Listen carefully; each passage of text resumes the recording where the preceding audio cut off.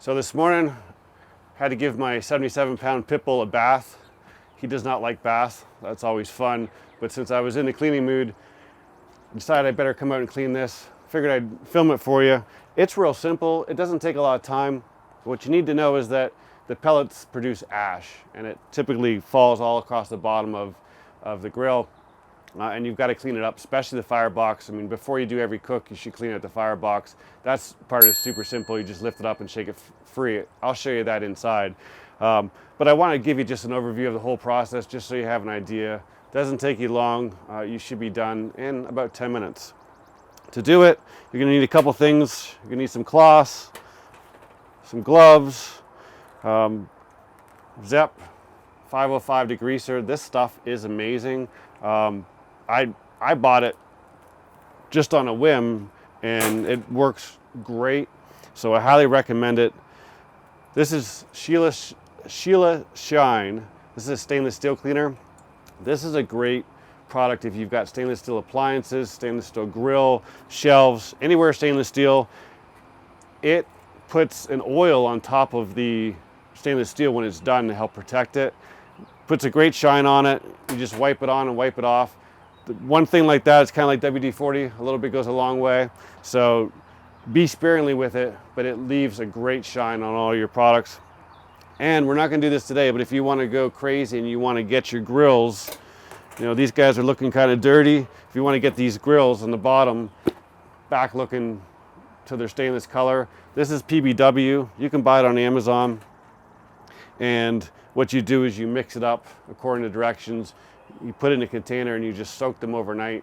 If you have a rotisserie and you know the tines and the forks get all covered in grease and you don't feel like cleaning them, you can use this on that. It does a great job. Basically, you sit it overnight and then the next morning you just wipe it off, anything that's left, rinse it off, and you're done. So you can get this on Amazon. You can actually get Sheila Shine on Amazon and probably Zep on Amazon as well. And finally, you're going to need some tin foil. Once we're all done, we're going to put a coating on the bottom heat deflector shield. So what happens here is that there's a slope panel in here and all the grease drips to the right, and your tin foil gets covered in whatever you're cooking, barbecue sauce, burnt food, burnt fat, whatever. So you really want to change that every 2-3 cooks tops. I almost do it every single time. Totally up to you. On the bottom, on the Yoder, we've got a little basket. In this basket, which I cheat, I put a little foil in here, but all the grease slopes down. So you're going to want to change this every once in a while. Because I've got 3 grills, I don't use this all the time, but I can tell you that this is the first time I'm actually changing that basket.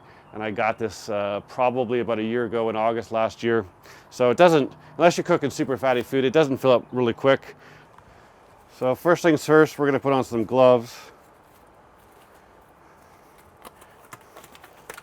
It's a little greasy, as you can imagine. And first I'm just going to knock off some of the top stuff.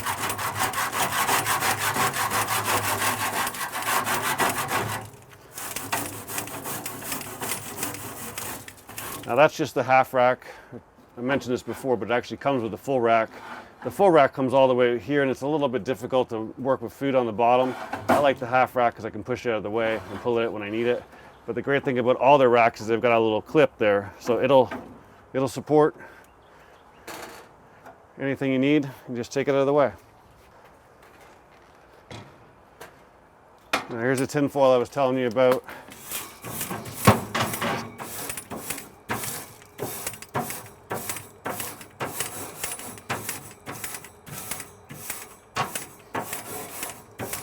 And give that a knock off.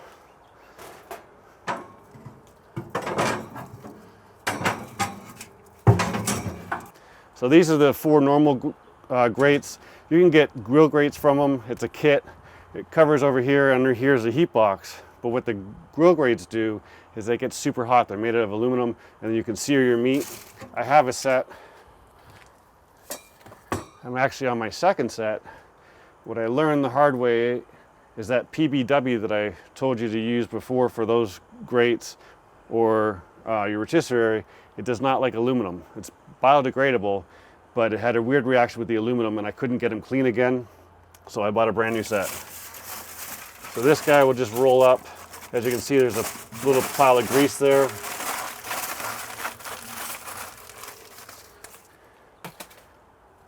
On an everyday cook, if you just want to give it a quick clean, here's your Firebox. You can see we get a buildup on here. You just want to brush that in there, and then you can put it back in and you can do another cook. You don't have to vacuum it out every single time. But once I pull this plate out, you're going to see just how much there is in there.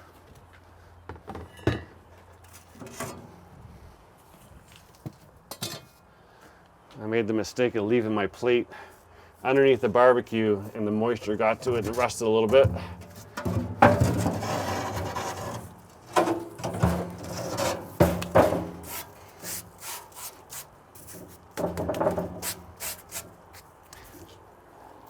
Important thing to note, when you buy a Yoder, it comes with a solid plate all the way across. It does not come with that little door. That's an optional add-on. And if you've ever wondered what the difference is between the 640 and the 480, you know, overall it's size, but there's also a damper here. I honestly, I don't use it very often. Maybe if I'm going to sear some food, but the concept is you move it all the way over here if you're trying to use the grill grates, you're trying to sear some food, and it just makes more heat over here. You put it in the middle if you want an even heating area, and all the way over if you want this side hotter. The only time I really use it is for grilling, and quite honestly with the grill grates, it gets hot enough. This thing will go up to 600 degrees. The grill grates, because they're aluminum, conduct heat very well.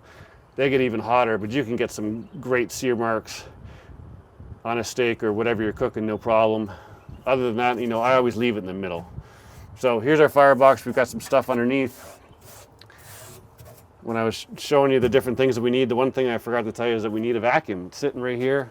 Just get your shop vac out and vacuum all this up.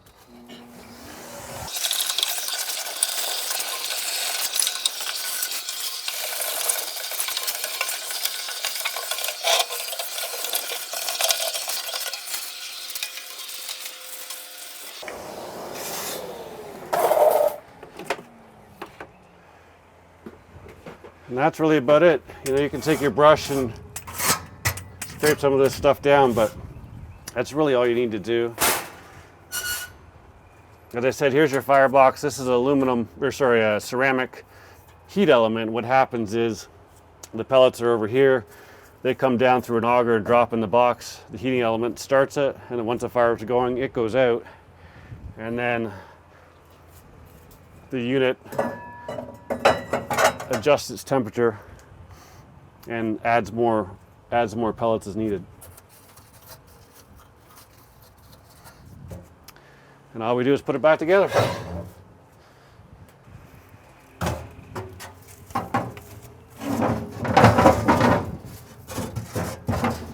Now you see there's a little key here, so you get it situated properly. Put her in her door.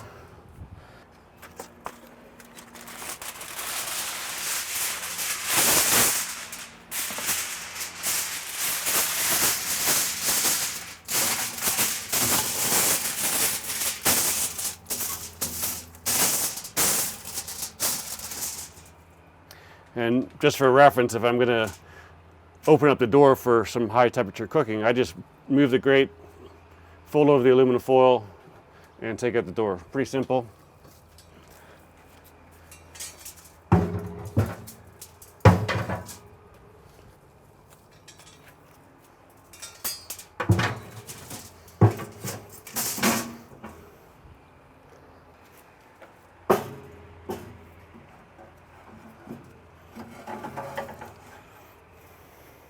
And that's it. The inside's clean.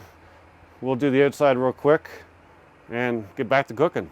Now we're done the inside. Just got to do a couple things on the outside.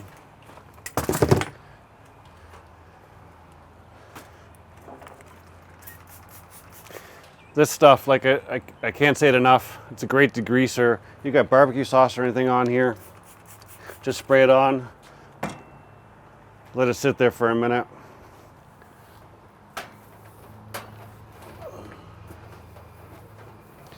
And wipe her off.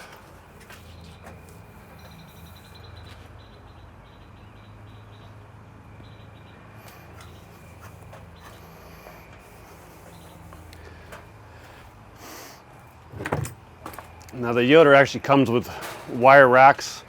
These are an add-on stainless steel. I personally hate wire racks. I wish they were never invented. They're always in a laundry room or in a closet in the garage, and nothing ever stands on them. I know you're only putting plates, but if you want to put a thing of barbecue sauce or whatever, it just drives me up the wall. So I think they're a worthwhile investment. And like, there you go, a little dab will do you, a quick spray. It leaves a great shine. Just flip your rag over and give it a quick wipe, because you will leave some remnants behind.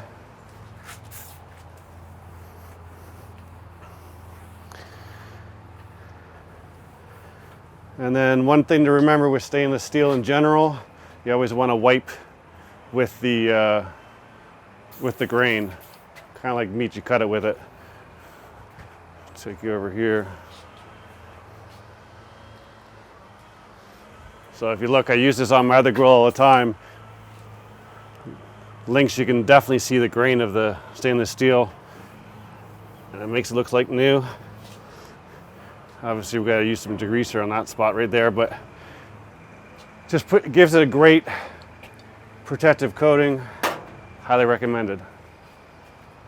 Whatever you do, don't forget to put your bucket back in. As I said, it goes under the bottom right, but if you don't put that in, you're going to have grease dripping all over your patio. You can use these. Truth be told, these are left over from when I had a Traeger, but they're great, so you can buy them. I don't know if Yoder makes one similar, but I like them because I don't have to clean out the bucket. I can just dump them out. We'll just put our bucket up here.